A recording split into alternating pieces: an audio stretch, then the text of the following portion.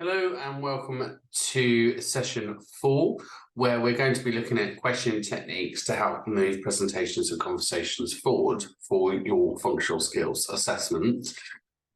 So without further ado, we're going to log straight in to have a look at the PowerPoint here.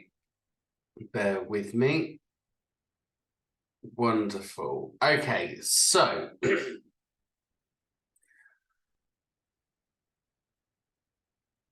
you can see there we're mastering the art of questioning techniques for effective communication. So within this section, we're going to look at why is it important to prepare for questioning, and I've got a great video to show you that I hopefully will summarise that. The different types of questioning, open question techniques, examples, and extended question techniques and examples of those. We're going to look at preparing those questions. We'll identify the purpose of the questions. We'll research those topics, and we'll look at brainstorming. We'll look at organising the questions. We'll also then go on to asking questions during presentations, active listening, responding, body language, follow-up questions, follow-up after presentation, and thanking people. So, introduction. Welcome to this presentation on preparing questions, the importance of using a range of questioning techniques. Asking the right questions is an essential to successful communication, whether it's in a presentation or a meeting. It helps us to clarify ideas and encourages discussion. It gathers information. However, not all questions are created equally, and that's where the art of questioning comes in. By using a range of question techniques, you can keep your audience engaged, gather more information, have a better understanding of the topics in hand in the presentation. We will also explore the types of questions, how to prepare them, how to use them. And so let's dive in and let's ask the right questions to get the most out of communication. So let's start off with, why is preparing questioning important? Now, preparing questions before a presentation or a meeting is crucial for several reasons. Firstly, it allows us to focus on the key issues and the topics that need to be discussed. By preparing questions in advance, you can ensure that your presentations or meetings stay on track and that you cover the necessary points. And you'll see what happens when it all goes pear-shaped in a minute. Secondly, preparing questions enables you to anticipate potential responses. Well, you'll see in the video that I don't think the presenter was prepared for the responses because she didn't answer them, but you'll see that. And this means you can respond more carefully and effectively during the presentation. And other benefits for preparing questions helps you to stimulate discussion and engagement amongst the participants. Types of questions then look at open questions. And open questions are designed to encourage conversations. They allow a range of responses. They're typically like the who, what, where, when, how. They do not require simple yes or no's. That's your closed questions. Extended questioning, on the other hand, follows up questions and explores the topic in more depth. This allows the technique to be understood in more detail. So open questions are questions that allow a variety of answers to encourage a discussion. These are designed to gather more information from the audience rather than a simple yes or no. Open questions typically start with the words like what, how, why, and tell me about. They can be used to explore topics in depth, uncover new ideas, and encourage participation for everyone in the room. Examples of open questionings are as follows. What do you think about? How could you approach that? Can you describe? What's your opinion? And how do you feel about? Where extended questioning is a technique that allows a deeper explanation of a topic. It involves asking follow-up questions that require more detailed and thoughtful responses from the person being questioned. This technique is particularly useful when trying to uncover the motivations or beliefs, or when trying to uncover complex information. Extended questioning can be used in a variety of settings, from interview to group discussions, by asking open-ended questions and encouraging participants to provide detailed answers. It is possible to gain the nuance when understanding the topic. This can help to identify the argument or disagreement and potential solutions to the problems. So examples of extended question techniques are as follows. One example of an extended technique question is a hypothetical question. This type of question can be used to explore to imagine a scenario or consider how you would respond. For example, if a discussion of a new product launch, you could ask, what do you think would happen if this product launch in a different market? Or this type of question encourages participants to think creatively and consider different possibilities. Another example for extended question techniques is a follow-up question. This involves examples of a series of questions for a deeper dive on the topic. For example, if I discussed a recent market campaign, you could ask, what was the meaning of the goal of the campaign? How did you measure its success? What were some of the challenges you faced? This type of question allows more of a detailed explanation on the topic. Preparing the questions. Preparing questions before a presentation or meeting is essential to ensuring you have the ability to achieve your goal and objectives. By being prepared, relevant thoughts and provoking questions, you can encourage discussions and gather more valuable insight from your audience. To prepare effective questions, start by identifying the purpose of the question and what you hope to achieve by them. Research the topic thoroughly to ensure that your responses are relevant and informed. Brainstorm a range of different questions, including open and extended, and organize in a logical order. So, identifying the purpose of the question. Before preparing your question, it's important to identify the purpose. Are you trying to gather information, stimulate discussion, or challenge an assumption? Understanding the purpose of your question will help frame them in a way that achieves your goal. One way of identifying the purpose of your question is to consider the desired outcome. What do you hope to achieve by asking this question? Are you looking for it to gain insight, gather ideas, encourage participation, or by achieving your goal, you can tailor your questions to achieve the desired outcome? You need to research your topic. Now, again, in a minute, I'm going to show you a video and you will see what it's like if you don't research your topic. Before preparing questions for a presentation or meetings, it is important to consider a thorough research on the topic in hand. This will ensure that the questions are relevant and informed, and you will help to engage your audience more effectively. There are several ways to research this topic, including reading books, articles, videos, seminars, conferences, interviews, or experts in their field. When researching a topic, it's important to keep an open mind and consider different perspectives. So again, we'll see whether that happened in this conversation. You should note that you organise your findings in a way that makes sense to you. This will help you identify your themes and ideas, formulate questions, and encourage discussion. By taking time to research your topic thoroughly, you'll have a better equipped to ask the meaningful questions. So, when we do this, we need to brainstorm. Brainstorming is an important way to think about a purpose for your question and what you hope to achieve by asking them. Are you trying to gather more information, spark discussions, or challenge assumptions? Once you have a clear goal in mind, you can start coming up with different types of questions that will help you achieve this. One useful technique is to open up open-ended questions that allow multiple answers and encourage discussions. Another technique is to do probing. This will allow you to go for a deeper dive and challenge assumptions. It can be helpful to use hypothetical questions to ask participants to imagine different scenarios. Organising your questions. When organising your questions, it's important to consider the following conversations. Start with general questions and then move to more specific ones. So again, you'll see this happen in a second. This can help build rapport with the audience and encourage them to open up. Additionally, making your questions more relevant to the topic and don't veer off into unrelated areas. So we'll have a look and see what you think happened here when we watch the video.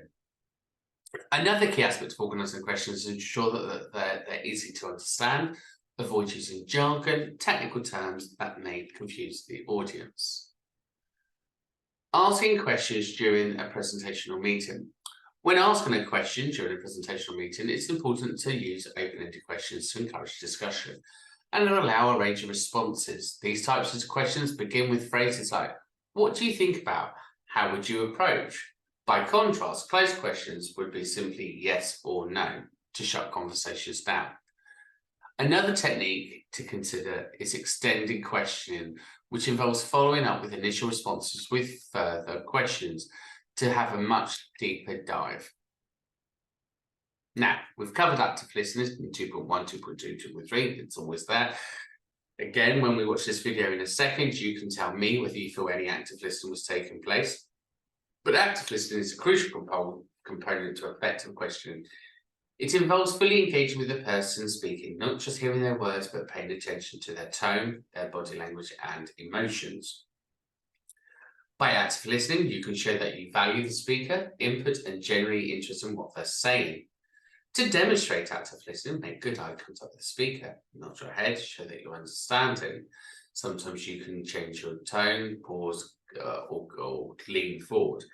Try not to interrupt the speaker and think about your response while they're still talking. Instead, focus on understanding their perspective and showing empathy of their idea. Responding to their answers and also parts to active listening and shows that you've engaged in their conversation. One way to do this is by paraphrasing, and I do that quite a lot. Paraphrasing the answer to ensure that you've understood it correctly. This also gives the speaker an opportunity to clarify any misunderstanding. Additionally, you can ask follow-up questions to encourage any further discussions to explore the topic in more depth. Another important aspect is to respond to the answer and to avoid interruption of the speaker or dismissing their response, even if you disagree with their answer. It's important to acknowledge it and to give constructive feedback. This can help keep conversations flowing and create a positive environment. Equally, body language plays a crucial role in communication. It can convey a level of interest and engagement, understanding the conversation. It shows that you're engaged and interested, maintaining eye contact, nodding occasionally, leaning slightly forward. These actions demonstrate that you're actively listening and processing the information that's being shared. In addition to maintaining good eye contact and posture, it's important to avoid distracting or defensive body language. Avoid crossing your arms and legs, fidgeting, or looking away from the speaker. These actions can signal discontent or discomfort and can hinder the flow of the conversation and make people feel uncomfortable. Handling difficult questions, and again, you'll see this in the presentation as well. Handling difficult questions can be a challenging aspect of any presentation or meeting. It is important to remain calm and professional when faced through tough questions. Emotional intelligence. As this will help maintain control of the conversation, ensure that you provide thoughtful and well-informed responses. One effective strategy of handling difficult questions is to re-emphasize the question in your own words to ensure that you've understood it correctly. This gives you time to think about your response, formulate your answer that addresses the underlying concerns of the questions. Additionally, it is important to avoid becoming defensive and confrontational when answering difficult questions. This can create a negative tone and make it more difficult to reach a resolution. Follow up after the presentation or meeting. After the meeting or presentation, it's important to follow up with your audience. This is about to continue the conversation and build relationships. One effective way of doing this is to send personalization emails to participants, thanking them for attending and summarizing the key points of the discussion. This shows the value of their time, the input, and how the conversation keep going.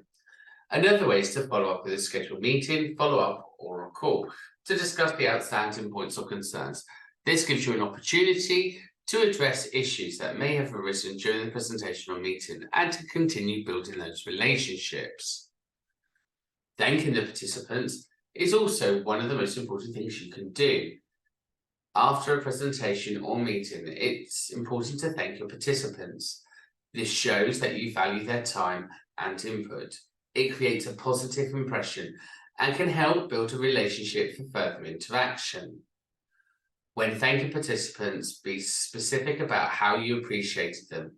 For example, you could mention insightful comments, questions, Acknowledging some of the efforts that they've put into preparing the meeting not only shows that you are paying attention, but encourages further participation moving forward. Providing feedback. Providing feedback is an essential part of a conversation or presentation. It allows you to acknowledge the contribution of others and helps keep the conversation flowing.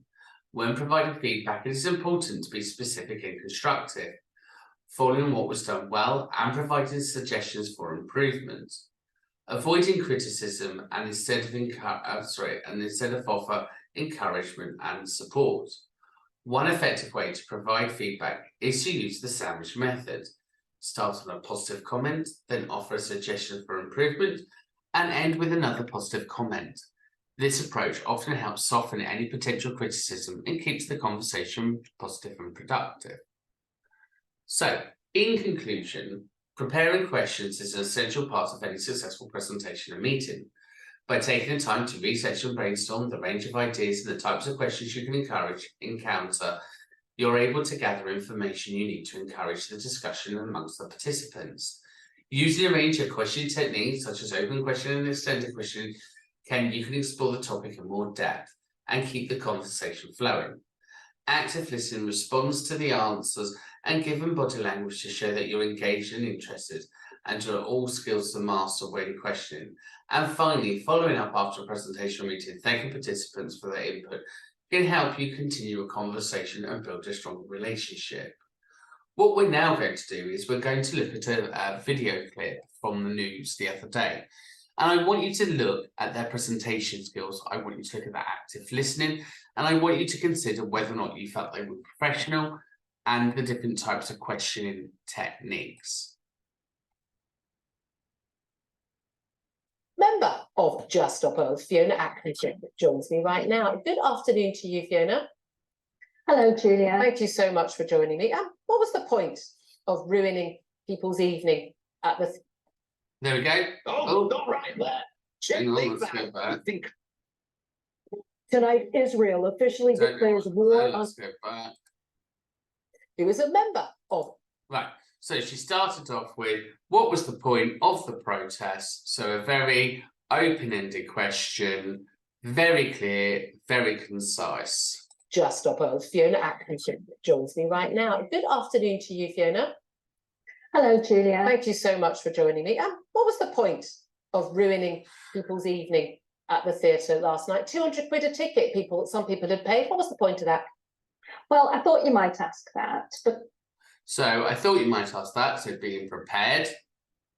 But wait. I also wanted to just say, I only came on today to see if you're still lying to your audience. And so she's not answering the question, is she? She's gone into the, I'm gaslighting you, really. You know, I'm not going to answer that question. I want to see whether you're still lying to your audience, which doesn't answer the question. So this becomes a very difficult topic. So watch how she manages this very difficult response. yeah, you still are denying truth, denying what actually was in your own news broadcast. Do you watch your own news? I do watch my own broadcast, but I don't actually. So again, she asked the question, do you watch your own news broadcast? And what Fiona did she summarise? Yes, I do watch my own broadcast. She's trying to maintain good body posture. Although I would probably argue or probably debate that look on her face is one of sarcasm and annoyance. You have to agree with everything else that's broadcast, because I think we should be allowed to have our own views based on the facts. So the facts. So let's deal with the facts. Your news. Could you just first answer the question I asked you, and then you can come on. We've got plenty of time. Answer the question I've asked you. I'm glad we've got time, but just let. So she tries to redirect back to the question. So she's smiling, she's trying to, you know, you can see she's holding it in because she wants her to be held to account. She wants to understand, why did you do what you did? You need to answer this. Let me finish what I was saying. No, I'd like you to answer the question I asked you, and then you can talk about that. I will do. And again, she uses her body language to reinforce what she's saying. You know, I want you to do this because that's kind of like moving forward. We can't move forward unless you answer this. And she's still trying very hard to be professional. Yeah, but I just want to draw your audience's attention. And at that point, she's starting to lose it. So you could see the frustration now kicking in. To the fact that you are denying your own news. Denying my own news. Yeah. What do you want me to do? Faint? You've covered, well, you might. What am I denying? So the problem is here, the Just Stop Oil protester hasn't actually, she said, I want to come on and talk about the facts. Listen to see if you can hear any. It is actually quite shocking that a presenter on a TV channel decides to ignore what was on their news. The wildfires in Tenerife, they're not true then. So not true. There are wildfires in Tenerife. Yeah, okay. And these are happening all over the world, aren't they? Yeah. All the time. And your viewers They've been happening, are watching that. Happening for millennia. And they're listening. And again, that's a fact. So the fact is, we have had floods and fires since biblical times. I mean, it's documented in the Bible. We've had extinctions in the past. We've had ice ages. That's a normal planet cycle. So she's not bringing in anything new to the argument. And the reality is, she has prepared for this discussion. So if I were the Just Stop Oil protester, so thinking from the other side, I'd be saying, well, look, did you know that in the last 5 years we've had 20% more fires, or we've had 30% more floodings, or the statistics show that. So whilst I agree with you, Fiona, that there have been floods and fires throughout the millennia, they're happening more frequently than they have in the past. And here's the evidence. But because she wants to talk about the facts and there's no evidence to what she's saying, it makes it very difficult for us to follow. To you, and they're listening to you misinform them. What did I misinform them about? Happening. Okay, so again, here, she's just simply saying you're misinforming people with no evidence behind it. She's just saying you're misinforming people, blindly trying to get people on her side. And like Fiona's trying to say, well, what is it that you think I'm misinforming? You're saying that there aren't crop failures. You've got. I didn't say there were crop failures. I didn't say that. You gave a big reassuring spiel at the beginning, which was just full Has of food lies. production in recent years gone up or down in the world? Food production is being challenged No, by this weather. Sorry, Fiona, you can answer any of the questions I've actually asked you. You're just going to answer something else. No. You're saying that we've got a problem with possible starvation. Yeah, we've got a problem with crop failures, and everything's going to go horribly wrong. We're all going to be starving to death because of climate. Let me finish the question. Even if you're not going to answer it, let me finish it. Fiona, I asked you a really simple question. Has the amount of food produced in the world gone up or gone down in the last, say, 10 or 20 years? Up or down? The amount of food that it's gone up hugely. The amount of food that we are able to produce on a planet that is covered by floods and wildfires. All our weather. Well, I don't know what you've been watching, but there have always been floods, there have always been wildfires, and there always will be. For a presenter, you are horribly out of touch. I'd be ashamed if I was talking that crap and I was. Please don't use that language on air. Please, apologies to people listening at home. Could you stop stirring me up to do that? You've got. I'm responsible for you using bad language and for the end of the planet. That's a lot of responsibility for one afternoon. You are responsible for misinforming your audience, and you are responsible for pretending that. Has food production across the world gone up or down? What Just Stop Oil is saying. Has it gone up? It's gone up. Are there more people starving in the world or less people starving in the world now? And there are fewer people starving. There are not fewer people starving. We've got crop failure all over the world. I don't know where you go to. There are official bodies who compile these things. The amount of poverty, the amount of people who are living with hunger has absolutely plummeted. The percentage of people who die as a result of climate catastrophes or any natural disasters has gone down by 99% in the last 100 years. We are facing crop failure all over the world. And here's the example. Food production's gone up. India is not going to export the usual amount of rice. We've got breadbasket failure all over the world. We've got farmers in Spain who are giving up on farming because the weather has become so unpredictable. We have a climate catastrophe so bad that the Pope is backing activists. The Pope is backing you. Yeah, the Pope, He is the Pope saying has we have to get on with this. Not only the Pope, though, every single scientist, every single climate scientist that actually understands the facts is saying we are facing a climate breakdown so bad that is millions will Fiona, starve. that's factually untrue. So again, it's very painful to watch, right? But what we've got here is just somebody just opinion.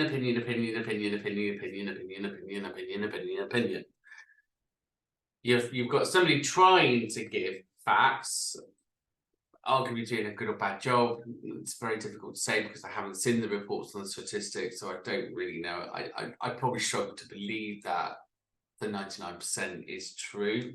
I find that hard to believe.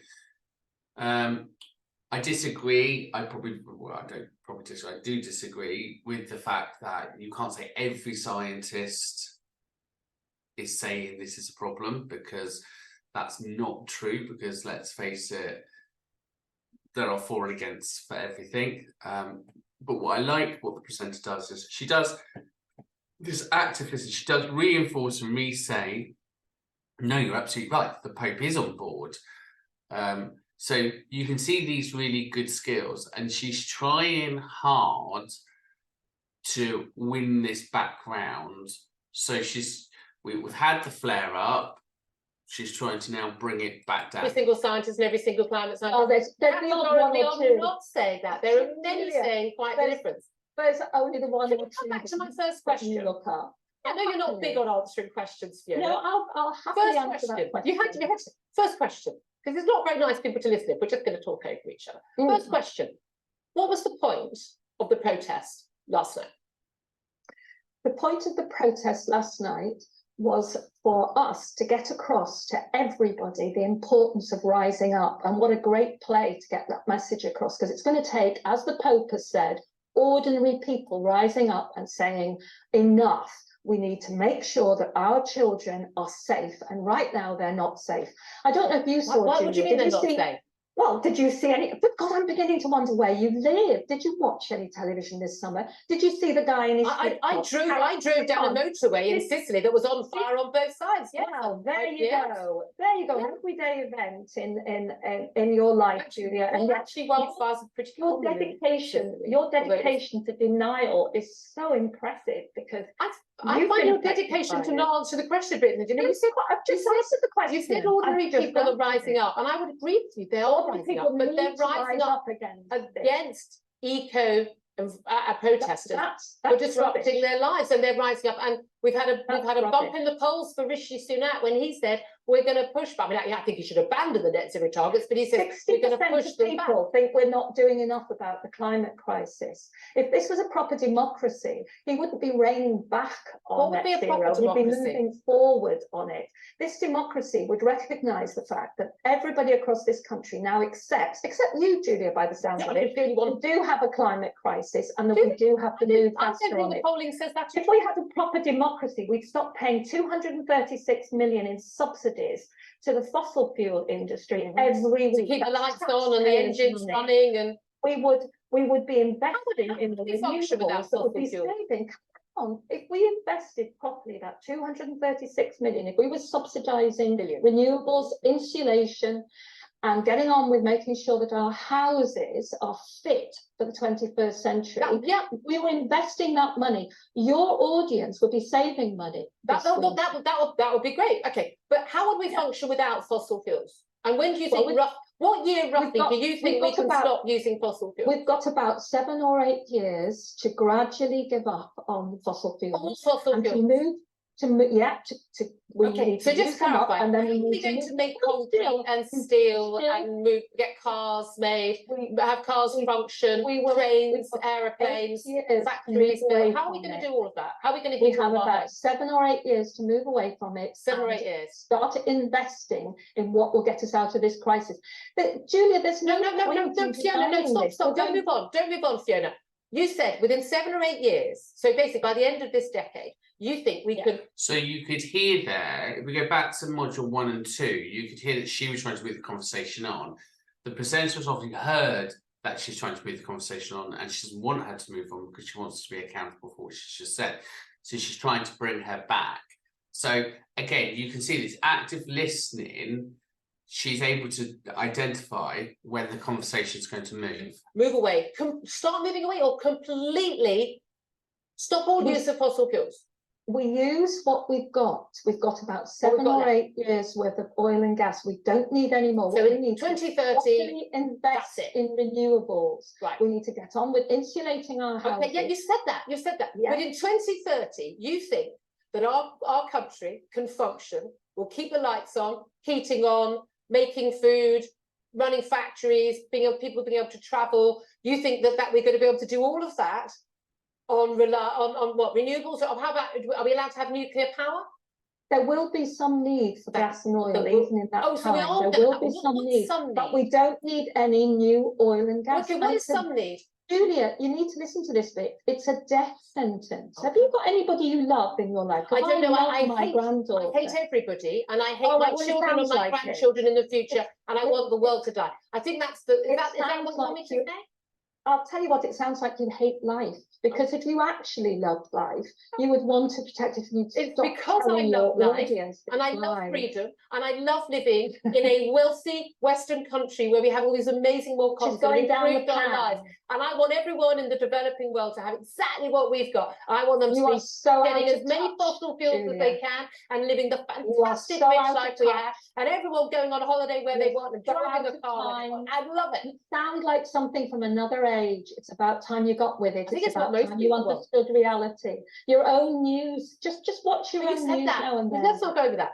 Okay. Do you think that you are taking the country with you when you do protests? When you sort of, you stop a play at the West End, a football match, the snooker, people on I their think cars. Do you people- think you're really I making think the right? people increasingly understand that young people want some kind of future, and they're terrified. And they won't have a future they- otherwise. They need everybody listening to this program. They need my friends, my family, your friends, your family, to get into resistance against a government Resistance. What do you want clearly people to do? failing to protect us. I'd like you to go to juststopoil.org and sign up and come on a slow march with us, Julia, because then that would show you've actually understood what's going on in the world that you present daily on this program.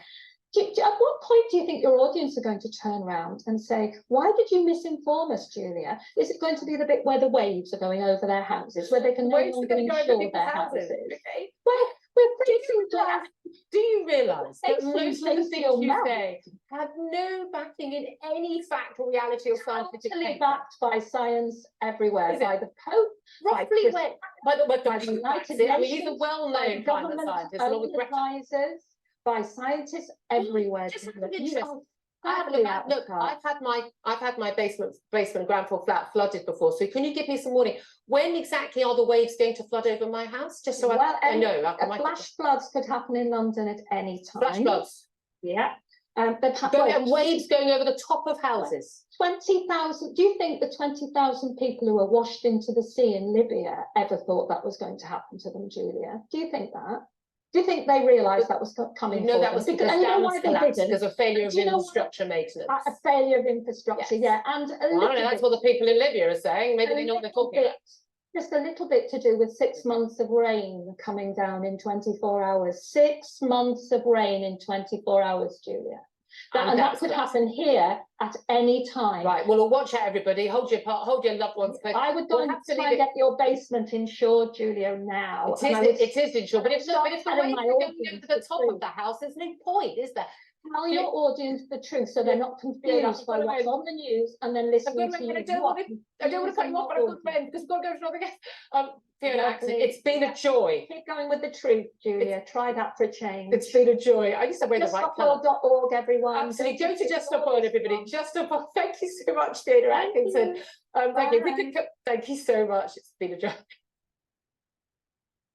Well, so what do we take from that? I mean, ultimately, I think both sides could have prepared a bit better. Both sides lost the debate, really. I'm not sure which one we went with. In the end, the presenter went with humour to try and diffuse it all, because you've got somebody screaming about the end of the world is nigh, water's coming over us and flooding us all, and it's backed up by factual scientists such as the Pope. It's a bit difficult, isn't it? So if we're going to have debates and discussions, they need to be articulated well, they need to be structured, we need to have facts. There wasn't any facts in that at all. We've got both sides telling us what we should be thinking, but neither side actually showed us any data or facts. You know, throughout this presentation and the one before, we've been talking about charts and graphs. Where were those charts and graphs? Where was just any credibility? So I think that was a great presentation, a great video on what not to do. They weren't listening to each other. I would give the presenter credit for trying to move the discussion forward. I would give her credit for her question technique. I would give her credit for the way she managed the challenging behaviour. I would give her credit for her humour. And she thanked her towards the end of the presentation. So she actually did really well on all of those bits. But on the other hand, there was a fair bit more she could have done. You know, this was the news. If you're being accused of misinformation, then go to source, get the facts.